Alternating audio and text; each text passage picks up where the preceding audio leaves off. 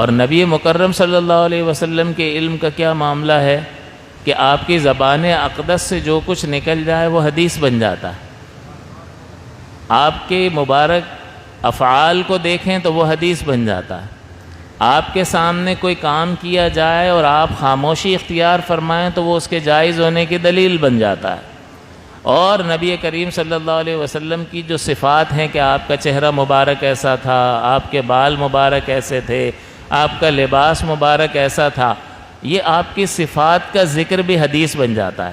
حالانکہ اس میں نہ حضور کچھ کلام فرماتے ہیں، نہ حضور نے کوئی فعل کیا، نہ حضور نے کسی بات پر خاموشی اختیار کی، بلکہ حضور کی صفات کا بیان کوئی صحابی کر رہے ہیں کہ حضور ایسے تھے، وہ بھی حدیث بن جاتا ہے اور وہ سلیبس بن جاتا ہے۔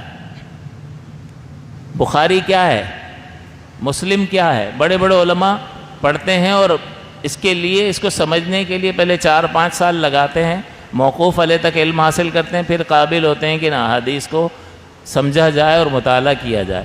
تو میرے اور آپ کے آقا کی تو زبان اطہر سے جو نکل جائے وہ سلیبس ہے، وہ نصاب تعلیم ہے۔ میں نے فرق بتا دیا نا کہ کتاب لکھ کر کسی جماعت کے اسکول میں، کسی اسکول میں نصاب میں داخل کروانا ایک بہت بڑی مشقت اور آزمائش ہوتی ہے، ہر طرح سے اس کو پرکھا جاتا ہے۔ لیکن ہمارے نبی کریم کا مقام کیا ہے؟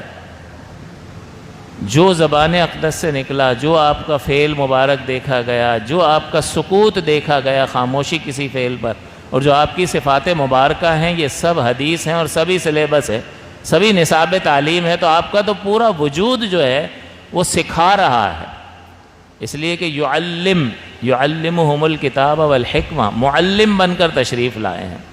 حضور تو معلم ہیں۔ معلم کبھی ایسا ہوتا ہے جو ان پڑھ معلم، لا حول ولا قوت الا باللہ۔ یعنی نبی کریم کے لیے الفاظ کے انتخاب میں انتہائی احتیاط چاہیے، انتہائی احتیاط چاہیے۔ خود قرآن عظیم میں سورہ حجرات میں اتنی بے باکی سے ذکر کرنا، یہ اپنا بیڑا غرق کرنا ہے۔ سورہ حجرات میں دیکھ لیں، یا ایھا الذین آمنوا لا ترفعوا اصواتکم فوق صوت النبی، ان نبی کی آواز پر اپنی آواز کو بلند نہ کرو، ولا تجہروا لہ بالقول کجہر بعضکم بعضا، اور ان کو ایسے نہ پکارے جسے آپس میں ایک دوسرے کو پکارتے ہو، اے احمد، اے زید یا محمد، اس طرح سے نام لے کر ان کو نہ پکارو، یا رسول اللہ اس طرح سے پکارو۔ ولا تجہروا لہ بالقول کجہر بعضکم بعضا، اور اگر کسی نے ایسا کیا تو ان تحبط اعمالکم وانتم لا تشعرون، ان کے اعمال ضائع ہو جائیں گے اور انہیں شعور تک حاصل نہیں ہوگا، پتہ بھی نہیں چلے گا۔ تو نبی مکرم صلی اللہ علیہ وسلم کا ذکر جب آئے تو انتہائی ادب اور احترام کا لحاظ کرنا چاہیے۔